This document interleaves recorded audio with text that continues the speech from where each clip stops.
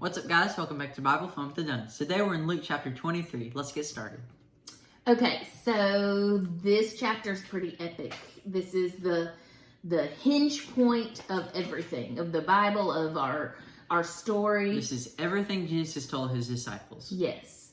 So the religious leaders hate Jesus so much, and they're so threatened by him that they decide they want to kill him. But the problem is they don't have the authority to do something like that. So they plan to make him a political threat. They want to make the people in charge who do have the authority to have him killed, they want them to not like him also. So it kind of works. They send Jesus before Pilate and before Herod, and over again, they both declare him innocent. But because the people obviously are upset with him, they decide to have him beaten, and then they're going to release him. But the religious leaders have succeeded in riling up the crowds and the people around, and they are asking for the crucifixion of Jesus. So the political leaders let the crowd have their way, which is really sad. They choose to release a known criminal and murderer. He was terrible, and they choose to free him over Jesus. And it's important for us to note that these political leaders are caring more about the approval of man than they care about the approval of God. So they beat Jesus, they mock him, they hang him on a cross, and he has a torturous death. And this is not just murder. Tara Cobble says, she calls it a total undoing of his body. Jesus giving up his spirit to God.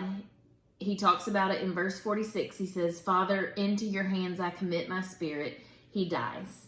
And then a man named Joseph, and he's from Arimathea, which I'm glad they cleared that up because there's a bunch of Josephs. He asks for Jesus's body, and he gets a tomb to place Jesus's body in. And they place him in the tomb just in time to rest before Sabbath. Jax, what was your takeaway from today's chapter? Okay, so of all the crazy and unbelievable things that happen in this section, the thing that caught my eye the most, you could say, was when Jesus said, "Father, forgive them, for they know not what they're doing." And that's really crazy that Jesus would say that. Jesus is literally being tortured to death, slow and painfully, and he, instead of striking lightning on them or disintegrating all of them into dust, or all of the great ways Got a creative. Yeah, all of the great ways that Jesus could have gotten revenge, he doesn't do any of that, and he instead submits and stays on the cross. And he even asks for God to forgive them, which is crazy. Yep, only God. Mm-hmm. So this that we read today in this chapter, this is the foundation of our faith and what's going to happen in tomorrow's chapter. If these events had not happened, we would not even need the Bible. Everything before this point is pointing forward to this moment. And everything after this point points back to this moment. All because of God's love for us. And this was always the plan, and this is what blows my mind whenever I think about it. But before creation, before our sin, God always wanted us. But he knew that we would sin, so even before that, he already had a plan. He already made a way so that we could be with him forever and ever. And the things that happen today, that's the fulfillment of his plan. The thing is, all we have to do on our part, Jesus did all the work for us. Those are some of my favorite scriptures.